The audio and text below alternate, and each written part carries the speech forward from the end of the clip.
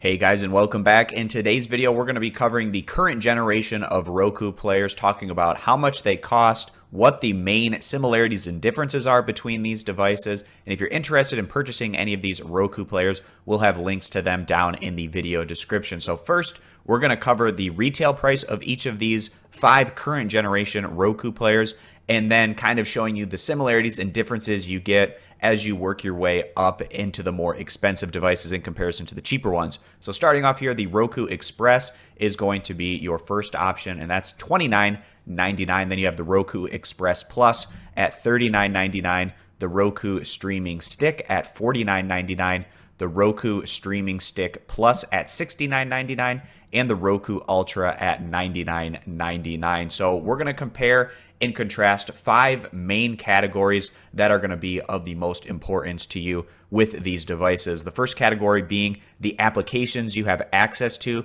the second category being the picture quality, the third category being what type of internet connection you can get, whether it be wireless, Ethernet, or both, and then the last 2 categories are going to be whether the player can have external media storage devices plugged into them and the remote differences between these devices. So starting off with the first category, every single one of these players has access to the exact same streaming channel applications. There's over 5,000 plus of these streaming channels that you can download through the application downloader on your Roku player. So whether you have the cheapest one or the most expensive Roku player, you're going to have access to the same number of applications to download and utilize. Also, all of these players are going to have access to the Roku channel, which has hundreds of free movies available to you at no cost. The second category that we're going to be covering here is talking about the differences in picture capability and how you're going to be plugging these devices into your television. So all of these devices are going to be able to plug into your TV's HDMI input.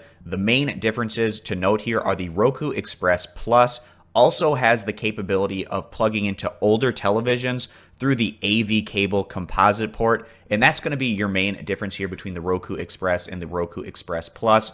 Is the Roku Express is just HDMI, while the Express Plus has the same features, but also having that additional ability to plug into older TVs AV cable composite ports. And then the 3 more expensive devices all have those HDMI inputs, but the 2 more expensive devices are going to have the 4K video capabilities via the HDCP 2.2 HDMI.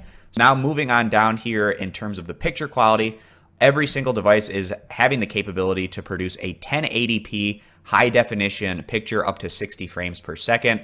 The difference being those that have 4K televisions are going to want to focus more on the Roku Streaming Stick Plus and the Roku Ultra, given the fact that they have the ability to output in 4K Ultra HD up to 60 frames per second, and they have high dynamic range support. Moving on to the third category here, we're going to be talking about how you're connecting these devices to the internet. Every single one of these players has the ability to connect to just your basic standard Wi-Fi signal. The difference being the 3 more expensive devices also have the ability to connect to the more powerful dual band MIMO Wi-Fi capability. This isn't probably going to be something that most of you are concerned with, but it is worth noting. And then also the one difference here that you're getting with the Roku Ultra player, the most expensive option, you also have the ability to plug in directly with an Ethernet cable. That's the only device that you can do this with.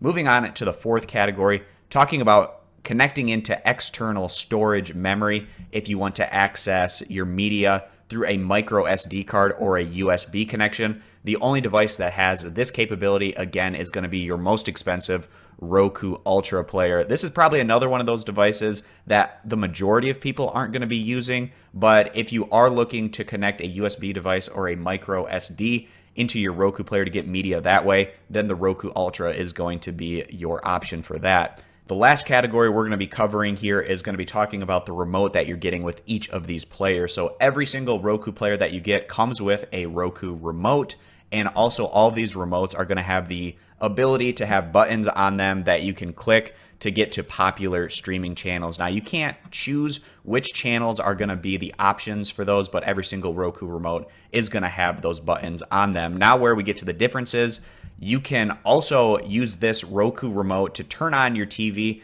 and to change the volume with the 3 more expensive options: the Roku Streaming Stick, the Streaming Stick Plus, and the Ultra.